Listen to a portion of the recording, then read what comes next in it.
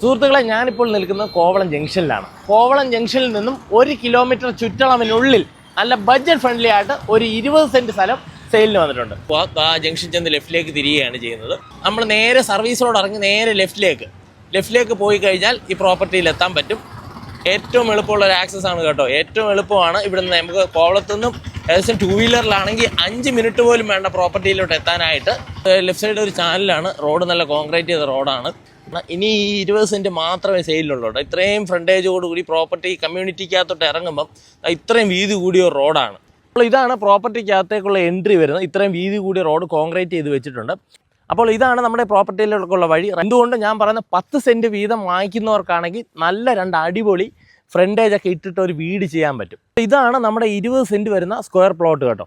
അപ്പോൾ ഈ ഒരു പ്ലോട്ട് ഇങ്ങനെ കിടക്കുന്ന, നിങ്ങൾ മഴയൊക്കെ ആയതുകൊണ്ട് കാട് കയറി കിടക്കുകയാണ്. അത് ക്ലിയർ ചെയ്യാനുള്ള ടൈം കിട്ടിയിട്ടില്ല. അതുകൊണ്ടാണ് ഇതിൻ്റെ ഒരു നിങ്ങൾക്കൊരു ലൊക്കേഷൻ കറക്റ്റായിട്ട് കിട്ടാത്തത്. നല്ല സ്ക്വയർ ആയിട്ടുള്ള പ്ലോട്ടാണ്. അപ്പോൾ ഈ 20 സെൻറ്റ് മുഴുവനായിട്ട് എടുക്കുന്നവർക്കാണെങ്കിൽ പെർ സെൻറ്റിന് ചോദിക്കുന്ന വിലയെന്ന് പറഞ്ഞാൽ 4.5 ലക്ഷം രൂപയാണ്. അത് ചെറിയ രീതിക്ക് നെഗോഷ്യബിൾ ആണ്. കഴിഞ്ഞ മാസങ്ങളിലൊക്കെ ഭയങ്കര മഴയായിരുന്നു, നിങ്ങൾക്ക് അറിയാൻ പറ്റില്ല. അതുകൊണ്ടാണ് ഈ പറയുന്ന കാടൊക്കെ കയറി കിടക്കുന്നത്. തൊട്ടടുത്തെല്ലാം വീടുകളുണ്ട് കേട്ടോ. അതുകൊണ്ടാണ് ഈ കാട് കയറി കിടക്കുന്നതാണ് വിജനമായ പ്രദേശമായിട്ട് നിങ്ങൾക്ക് തോന്നുന്നത്. വന്ന് കണ്ടു കഴിഞ്ഞാൽ എന്തുകൊണ്ടും ഇഷ്ടപ്പെടുന്ന ഒരു പ്ലോട്ടാണ്.